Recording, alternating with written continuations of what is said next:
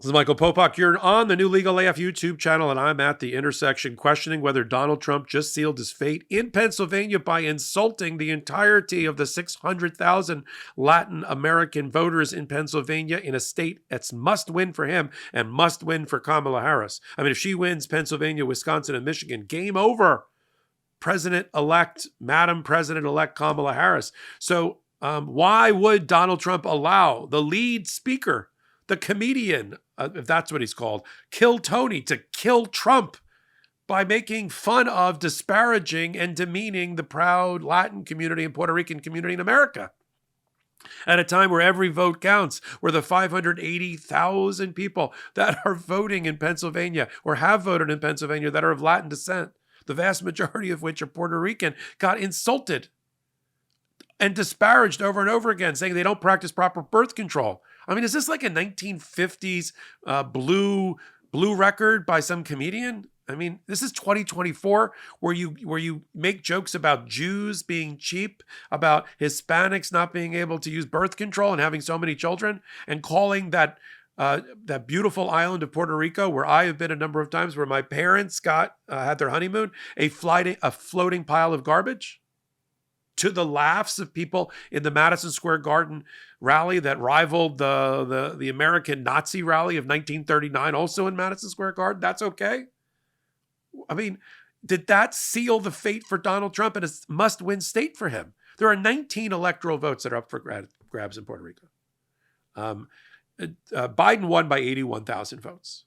The Latin vote population is 40% higher than when Donald Trump ran in 2016. Think about that. There are 40% more Latin registered voters than when Donald Trump won the last time. And how do people think he's doing in the campaign with making new Latin voters? Forget Miami as an example. You can't use the Miami predominant Cuban community as an example of how Donald Trump is doing with the rest of the Latin community in America, because that has historically been bright red Republican since the 1960s and John F. Kennedy's Bay of Pigs disaster. They don't make democratic Latinos in Miami as much as they used to. Okay, it is a predominantly Cuban community and Cuban Republican community. And that's what you saw during a recent roundtable discussion with Donald Trump last week. But on the stage of Madison Square Garden, in a city where he's going to lose by 70 points, in a state he's going to lose by 12 points, he decided it was a good idea to go attack the Latin and Puerto Rican community in particular while voting is going on in Pennsylvania. There are 600,000 Latin voters in Pennsylvania alone. And it's up like double since 2000. And of that 600,000, 53% are of Puerto Rican descent. Great move, Trump. And if they watch carefully, it's not that hard. At this almost the exact same time that Kill Tony was killing Donald Trump's chances in Pennsylvania with the Hispanic community and nationwide, Kamala Harris was at a very famous Puerto Rican restaurant in Pennsylvania, in Philadelphia, earning the vote and respecting the vote of the Latin community and the Puerto Rican community, right? She's off at Freddie and Tony's restaurant talking about her plan to invest in Puerto Rico, to lift up Puerto Rico, its infrastructure, its power grid, devastated by hurricanes, its small business economy, its healthcare economy. She said, and very poignantly, that because Puerto Rico doesn't have representation in the Senate, she took it upon herself to effectively be the de facto or virtual senator from Puerto Rico because of the Latin community, of course, that's in California when she was a senator. So that's the split screen. Kill Tony, kill Trump, and his chances in Pennsylvania related to the Hispanic community. I mean, that's what's going on right now. You got 81,000 vote advantage for Joe Biden that Kamala Harris is not taking for granted. She's earning the vote in Pennsylvania every day. She's pitched a tent in Pennsylvania while Donald Trump tries to use Elon Musk with his borderline criminal, right?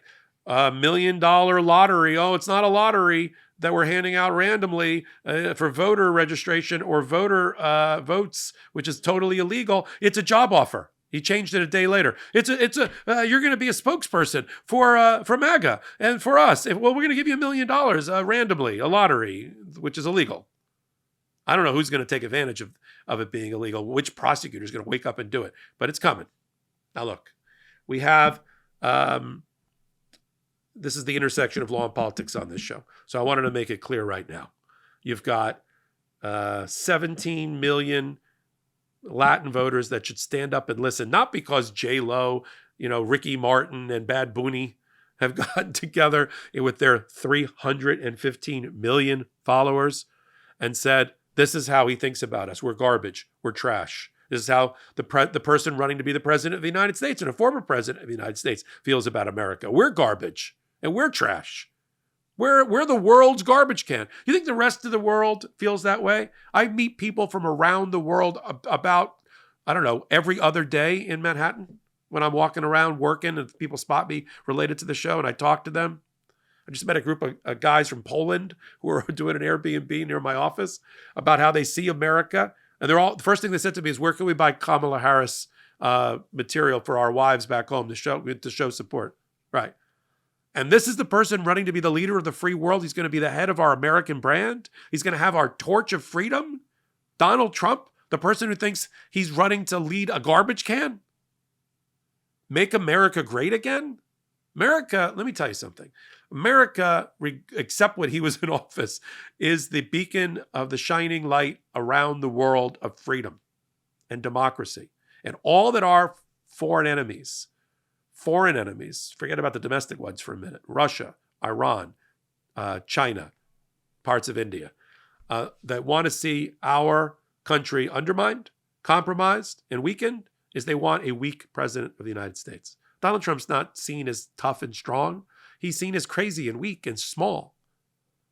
That's exactly what our enemies want, to be carrying the brand of America Incorporated. Because he's not going to make any new converts to democracy around the world. He doesn't have the moral authority to do that if he's busy calling his own country garbage and people in it garbage. And so I don't know what needs to happen. I'm not angry. Sometimes people say, "Oh, this is the angry Popok." They either get excited and go, "I'm staying. I love this channel," or they're like, "Oh, I can't take angry Popok again." I'm not angry. I really am not. I'm just passionately enthusiastic about the point of view that I'm making here. And I think it's really important. We're running out of time. Right? I'm already a high motor guy. I'm not sleeping. I'm working round the clock on Legal AF and on the Midas Touch Network for this campaign because it's so important. And I know you're here because of it too, to embolden you. Everybody that's out there that's on the fence, the scales have to drop from your eyes here. You got to see this guy for what it's worth, for what he's worth and what he's doing. And if you think it's funny, like some sort of sixth grade, humor, sophomoric humor that he makes fun of people with handicap or disabilities, people because of their ethnicity, people because of their gender or no gender, ha ha ha, it's funny. Well, then elect him court jester, but not president of the United States. Those are all disqualifying events for me.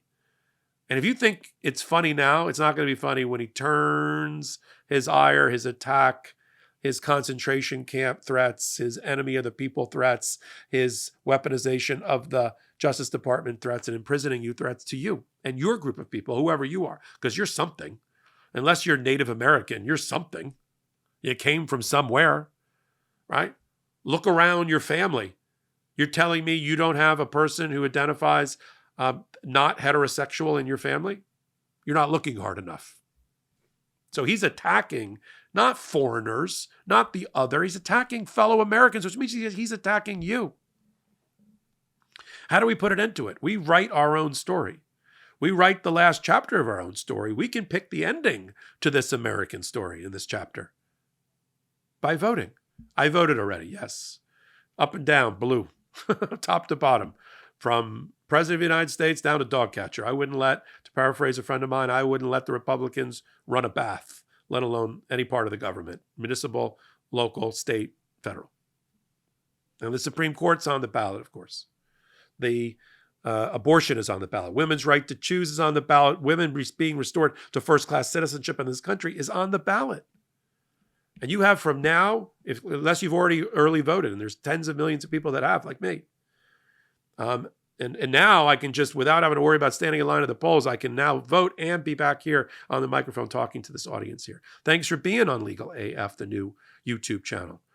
We've got Legal AF, the podcast on the Midas Touch Network. We've got Legal AF, the YouTube right here at the intersection of law and politics. Take a minute. Help us build this as an enduring institution beyond the election. Hit the free subscribe button and tell your friends to do the same. Early voting has started on Legal AF. So until my next content or my next contribution, my next podcast, I'm Michael Popok, and I am reporting. In collaboration with the Midas Touch Network, we just launched the Legal AF YouTube channel. Help us build this pro-democracy channel where I'll be curating the top stories at the intersection of law and politics. Go to YouTube now and free subscribe at Legal AF MTN. That's at Legal AF MTN.